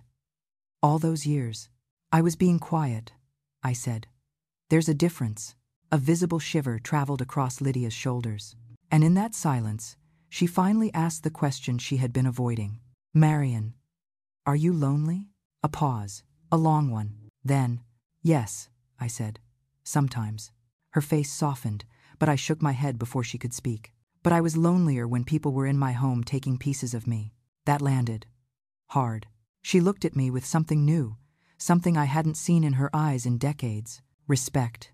"Evan said you were cold," she whispered. "He said you didn't care how he felt." I exhaled. "He told me I'd regret choosing my peace over him." Lydia sucked in a sharp breath. "He said that?" "Yes." "That's harsh." "It's true," I said, "but not the way he meant it." I stood and walked to the window. The afternoon light glowed through the blinds in narrow stripes across the floor, warm against my ankles. "He wants me to remain the mother he's always known, the one who gives and gives until she disappears. But I can't do that anymore, Lydia. I won't." She was quiet for a long time. I let her sit in it. Then finally, "You're right to set boundaries," she whispered. "You should have done it years ago." A crack of something tender opened in my chest. "I didn't know how." Her voice softened. "Do you know now?" I looked down at Ruth's letter on the table. "Yes." Lydia nodded slowly, her eyes shining, not sad, not angry, proud. But then her jaw tightened. "Marian, you need to know something." She hesitated. "There's talk in the family." I tensed. "What kind of talk?" "They're saying you," she winced. "You might be unwell. That grief has made you unstable." There it was, the rumor I had been anticipating. "That's what people say," I murmured, "when a woman starts asserting herself after a lifetime of obedience." Lydia blinked. "I didn't say I believed it." "I know," I replied, "but others do." She sighed. "You can't control what people say." "No," I said, "but I can control what I accept." Her lips pressed together tight, emotional. Then she reached across the table and took my hand. "Marian, I'm sorry." I froze, not because the apology was unwelcome, but because I had never expected it. "For what?" I whispered. "For letting you carry the weight alone," she said. "For assuming you didn't mind. For not asking if you were okay. For being selfish. For being selfish cracked. Letting you disappear while I looked away." My throat tightened. A slow ache rose beneath my ribs. "Lydia." "No," she said firmly. "Let me say it." I let her. Because the truth finally spoken felt like a balm on old wounds. "I should have been there," she whispered. "When you needed me. When Ruth died. When you retired. All those nights you were alone. I'm sorry." Her fingers squeezed mine. "And I understand why you did what you did. Truly." A single tear slipped down her cheek. Not dramatic. Not performative. Human. "I'll talk to the family," she said. "Not to defend you, but to correct them. They need to know the truth." I inhaled shakily. "You don't have to." "I want to." We sat like that for several minutes. Just two women, two sisters, two survivors of a family that had always expected them to give until empty. When she finally stood to leave, she hugged me longer than she ever had. "You're not alone," she whispered into my shoulder. "Not anymore." When she walked out, the apartment felt warmer, stronger, mine. I returned to the rocker, wrapping both hands around Ruth's letter. I didn't read it again. I didn't need to. This time, without guilt, without fear, without hesitation, I smiled. Because for the first time in my life, I didn't feel like the problem. I felt like the beginning of something better. Time is strange after a family earthquake. It doesn't move in hours or days the way it used to. It moves in waves, cresting, retreating, swallowing you, spitting you back out. The first few days after Lydia's visit passed in a blur of quiet routines. I cleaned the apartment, not obsessively, but intentionally. I aired out the guest room, opened the windows to let fresh wind sweep away the ghost of someone else's perfume. I reorganized my bookshelf, not because it was messy, but because I needed to touch things that still belonged to me. By the 5th day, I noticed something surprising. I could breathe. Not shallow, survival breaths. Real breaths. Deep ones. The apartment didn't echo with the hollow ache of guilt anymore. It hummed with something steadier. Mine. I started sleeping again. Small victories at first. 2 hours here, an unbroken stretch there. By the end of the week, I managed a full night. I woke up disoriented, surprised at the light pouring through the blinds. Morning had arrived quietly, and I had slept through it. I made coffee, sat by the window, and watched Hazelwood Street slowly wake up. A cyclist passed. Someone walked their dog. A jogger nodded at a neighbor. Life pulsed outside without demanding anything from me. No texts from Evan, no calls from Lydia, no family thread explosions. The silence wasn't an attack. It was a boundary. Peaceful, earned. But on the 8th day, something unexpected happened. As I walked to the farmer's market basket in hand, list neatly tucked into my pocket, I heard someone call my name from across the street. "Marian!" I turned. It was Simon. He crossed the road with Jasper trotting beside him, tail wagging as if greeting an old friend. The sight of them made something warm unfurl inside my chest. "Good morning," he said. "You're up early." "I'm always up early," I replied. "Yeah," he chuckled softly. "But today, you look rested." I blinked at him. Rested. It had been so long since anyone described me that way that I almost didn't recognize the word. But he was right. I felt lighter, a little more awake, a little more here. Thank you, I said quietly. We walked together for half a block, Jasper sniffing every lamppost along the way, before Simon said, "Any more trouble from your son?" I exhaled, not with dread, just truth. "No, not since last week." He nodded. "Good. Space is a good teacher. And a good shield," I added. He gave me a sideways glance. "You're handling this with more grace than most people I've met." "Grace?" I laughed softly. "I've cried enough to refill the Savannah River." "That," he said, "is called detox, not weakness." I didn't respond, not because I disagreed, but because I didn't fully believe him yet. A kinder interpretation of myself felt like standing on new legs. Simon stopped walking then, Jasper sitting obediently at his feet. "Marian," he said, "you survived something emotional. That matters. You stood up for yourself. That matters more. Don't forget that." I swallowed hard. A truth like that needed space to settle. "I won't," I whispered. He nodded, and then mercifully didn't push the conversation further. We walked the rest of the way to the market in comfortable silence.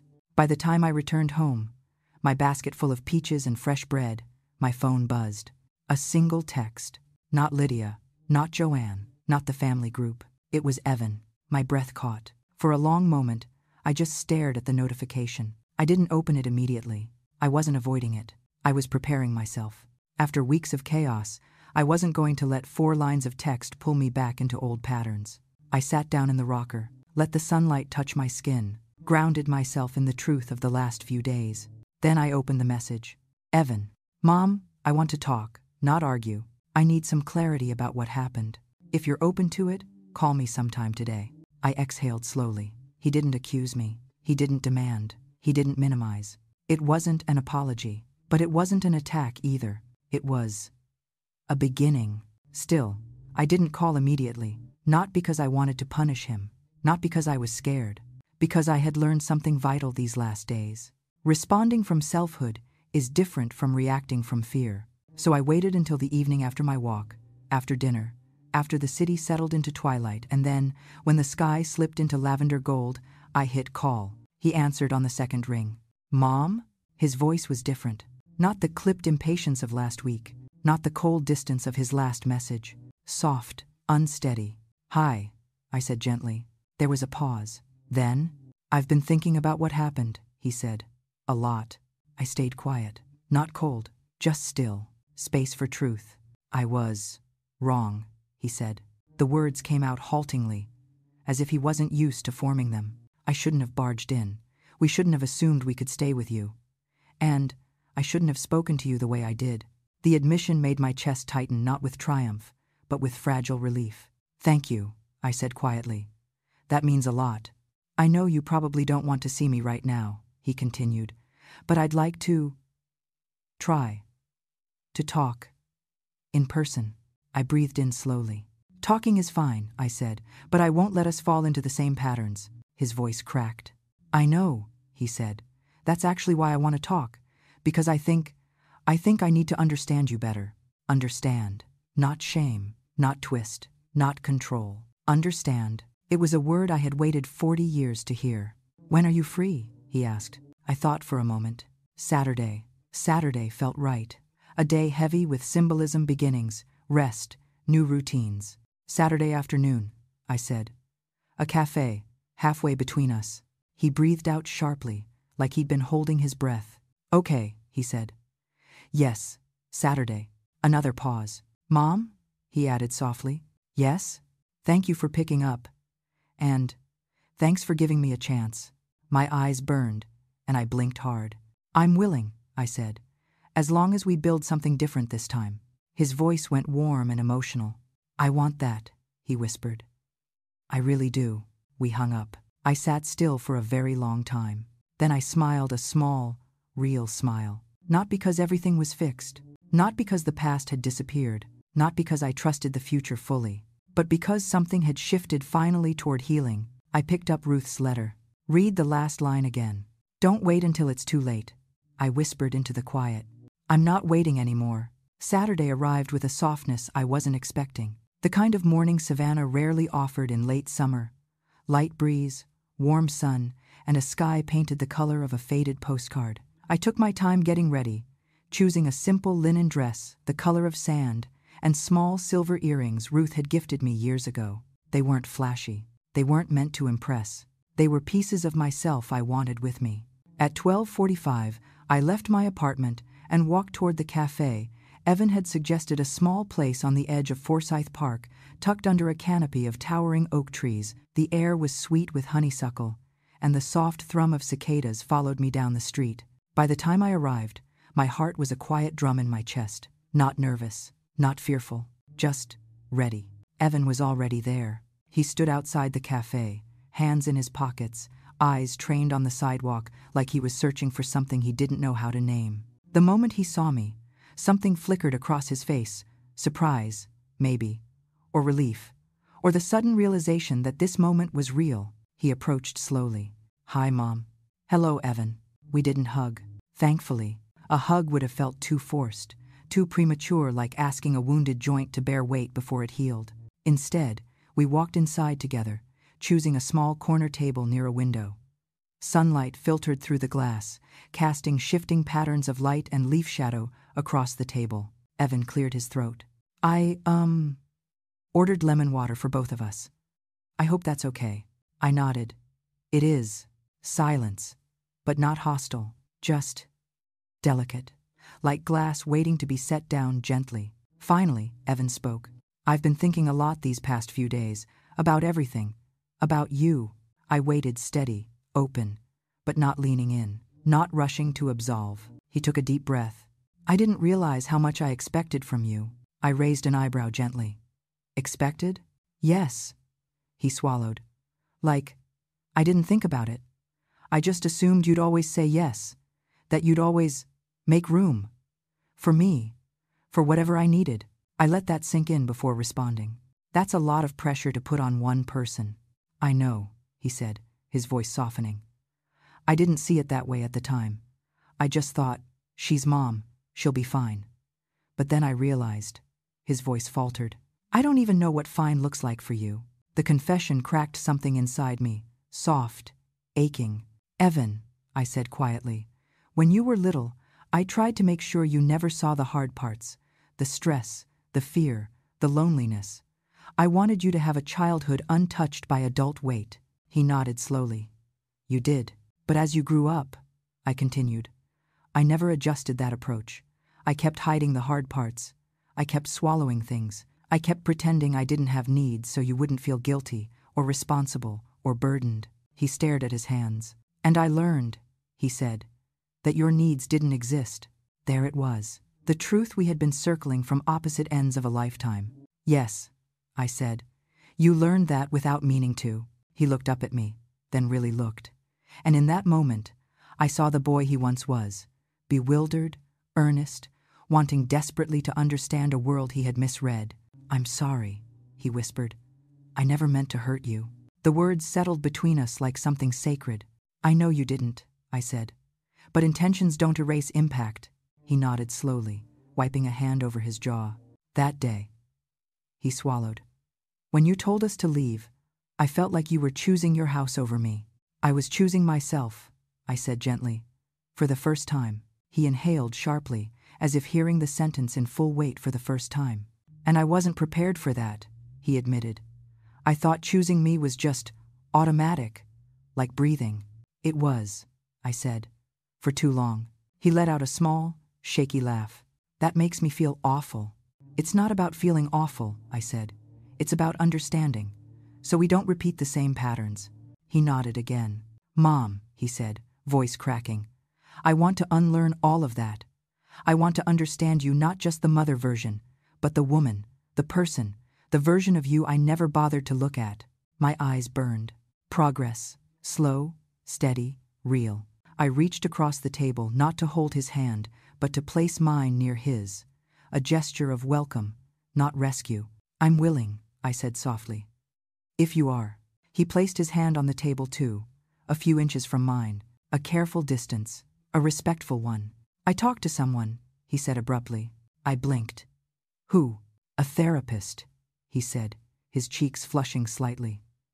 Just once. But it helped. She asked me something I couldn't answer. What was the question? He looked me in the eyes. She asked me, "What does your mother want?" And I realized I didn't know. A breath caught in my throat. "I thought I did," he continued. "I thought you wanted to be needed, that you wanted us close, that you wanted to help. But now, I think I confused what you did for what you wanted." I nodded, tears pooling. "So tell me," he whispered. "What do you want?" I didn't rush the answer. I let myself feel it. "I want peace," I said. "Real peace. Not silence from suppression, but quiet from choice." He nodded slowly. "I want boundaries," I added. "Ones we both respect." "Okay," he whispered. "I want a relationship with you that isn't based on obligation." "Okay. I want you to see me." Evan's voice cracked. "I do. I'm trying. Really trying." And then slowly, cautiously, he reached his hand across the small gap and placed it over mine. Not pulling, not demanding, not assuming closeness. Requesting it. Our fingers intertwined not tightly, but enough. Enough to say, "I'm here. I'm learning. I'm not running away this time." He cleared his throat. "Mom," he whispered. "I'm sorry for calling you unstable." My eyes filled. "I'm sorry for thinking your life was spare space." My lips trembled. "I'm sorry," he said, voice breaking, "for not seeing the woman who raised me." This time, I squeezed his hand. "I forgive you," I whispered. "And I'm not disappearing again." He nodded, emotion choking him. "I don't want you to."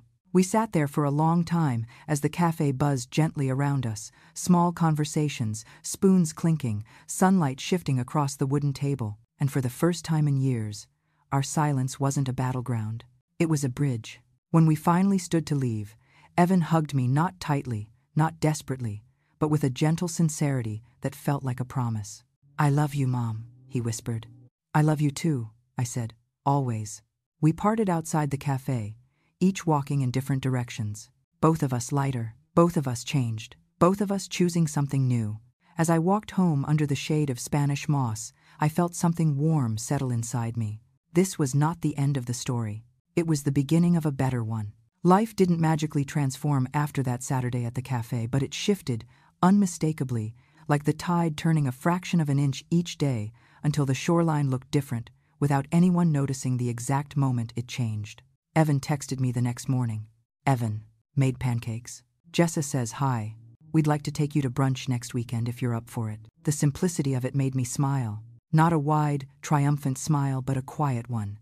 The kind that came from a place deeper than pride. I wrote back, "Me. Next weekend works. Thank you for asking." For asking, not assuming, not announcing, not arriving with suitcases. That single shift felt like sunlight breaking through branches. I put my phone down and walked to the window. Forsyth Park stretched out in the distance, green and humming with weekend life. Children running, dogs chasing balls, a couple lounging on a blanket under an oak tree. The world kept spinning even when mine had paused. And now, slowly, gently, it felt like my world was moving forward again too. After breakfast, I stepped outside. The air was warm, and the moss-draped trees along the street swayed gently in the breeze. I walked without a destination, just letting my feet relearn what freedom felt like. Somewhere near the corner, where Hazelwood dipped into Whitaker Street, I heard someone call, "Marian." I turned. Simon was strolling toward me, Jasper trotting enthusiastically beside him. Simon wore a soft chambray shirt and khaki shorts, a gardening glove shoved in one pocket. He looked content in that quiet, self-assured way people did when they'd lived long enough to stop apologizing for who they were. "Good morning," I said. "You're out early," he replied. "I'm out," I corrected lightly. He grinned. Progress. We fell into step as naturally as if we'd been neighbors for decades. "How did the conversation with your son go?" he asked gently. I wasn't sure when I'd become comfortable enough to share these things with him, but there was something about Simon, unhurried, non-intrusive, that made honesty easier. "It went well," I said. "Better than I expected."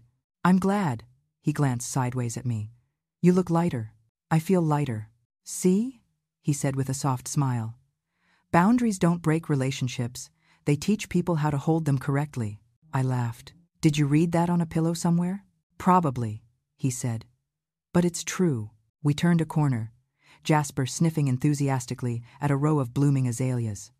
Simon paused, leaning down to adjust the dog's harness. You know, he said, I'm planting a fall herb garden later today. Basil, thyme, lemon balm. If you're interested, I could use an extra pair of hands. I blinked, surprised at how warmly the invitation settled inside me. I haven't gardened in years. Even better, he said. No bad habits to unlearn. I laughed, feeling a small thrill of something young, not romance necessarily, but possibility. I'd love to, I said. What time? Around 4. I'll be there.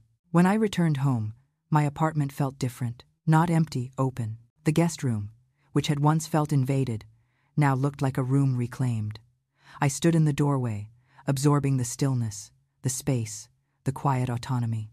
The dresser was closed. The bed was made. The air smelled like lavender from the sachet I placed in the corner. It looked like a room owned by a woman who understood her worth. In the kitchen, I opened the drawer where Ruth's letter sat.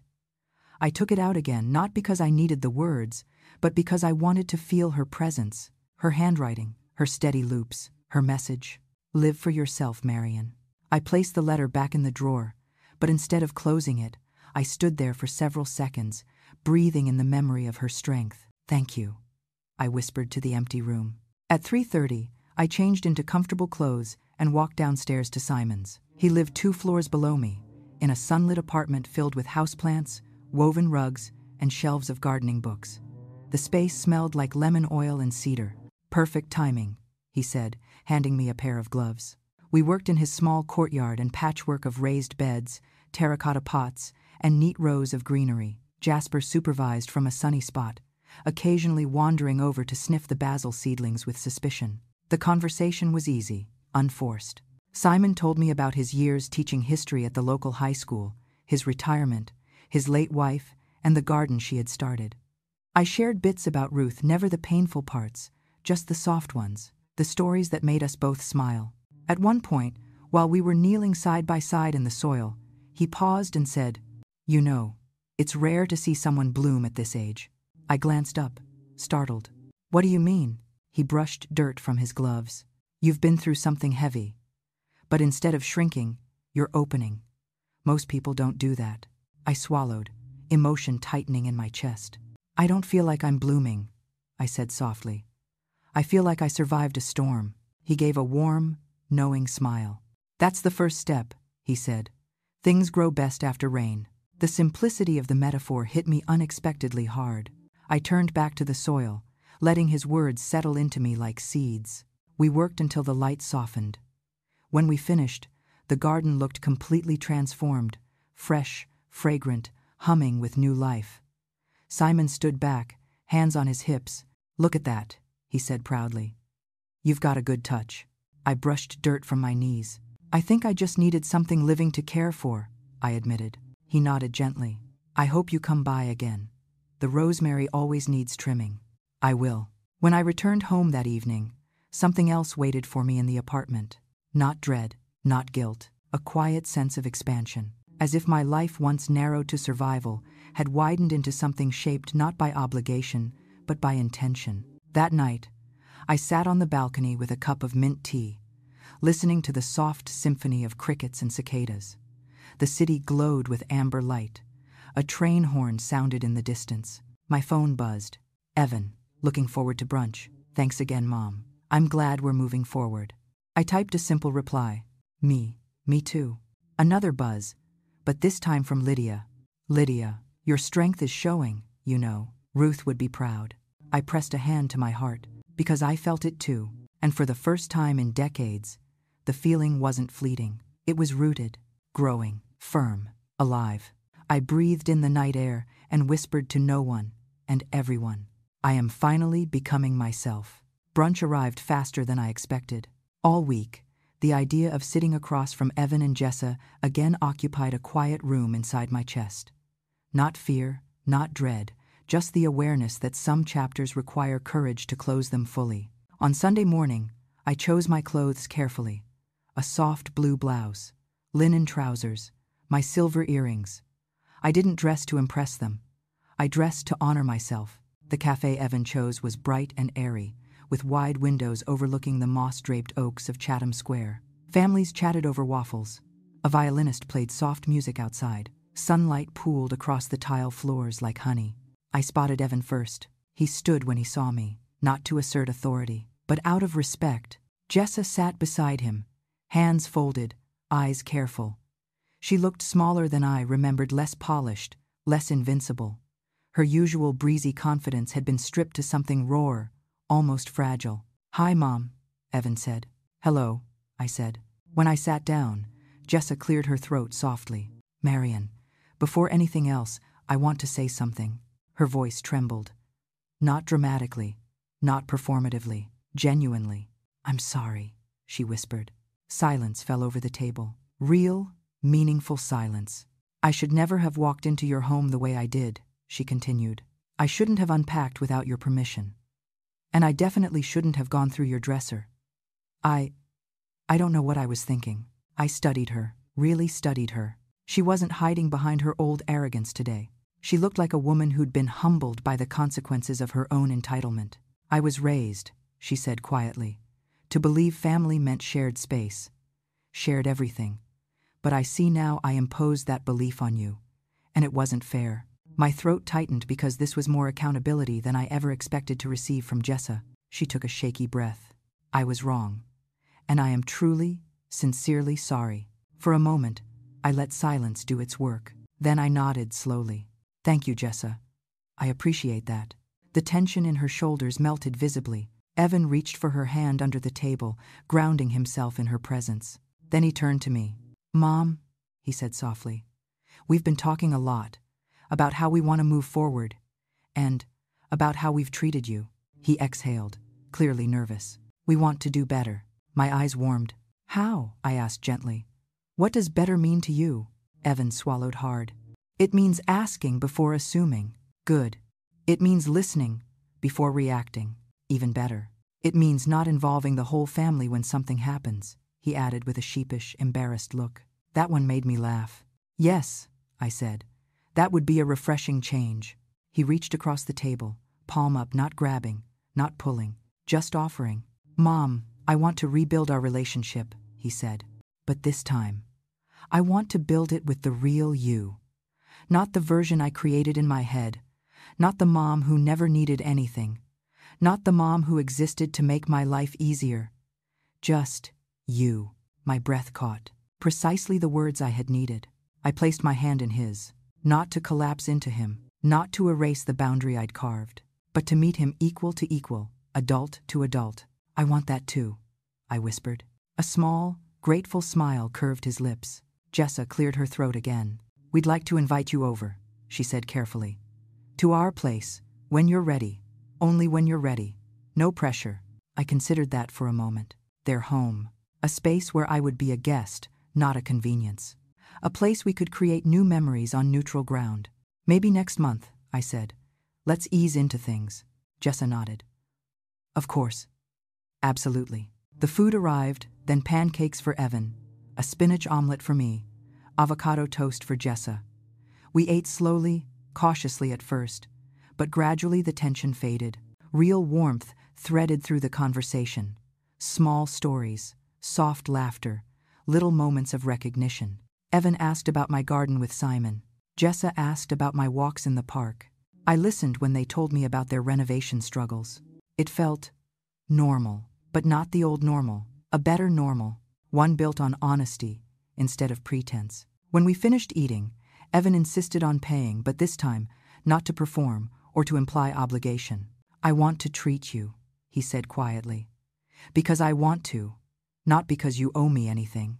I let him. When we stepped outside, sunlight filtered through the towering oaks in drifting patches. The world smelled like warm bread, cut grass, and forgiveness. Evan hugged me first. Not a guilty hug, not a desperate one, a real one. Soft, steady, undemanding. "I love you, Mom," he murmured. "I love you too," I said. Jessa hugged me next, gently, briefly, respectfully. "Thank you for giving us another chance," she whispered. I nodded. "We all deserve one." As they walked away, Evan's arm around her shoulders, their steps aligned. I felt something loosen deep inside my chest. Not the relief of avoiding conflict. Not the relief of sweeping things under the rug. The relief of truth. Of boundaries respected. Of love redefined. And then something unexpected happened. A single memory rose in my mind. Ruth, sitting beside me on the balcony 2 summers ago, sipping iced tea and watching the fireflies. "You know, Marian," she'd said, "healing doesn't mean going back to who you were. It means becoming who you're meant to be." At the time, I thought she was just being poetic. Now I understood. I walked home slowly, peacefully, letting the breeze brush past my skin like gentle affirmation. Inside my apartment, everything felt warm and familiar. The plants on the windowsill looked greener. The afternoon sunlight fell across the floor in golden stripes. The quiet didn't feel empty. It felt earned. I set my purse down and walked to the balcony.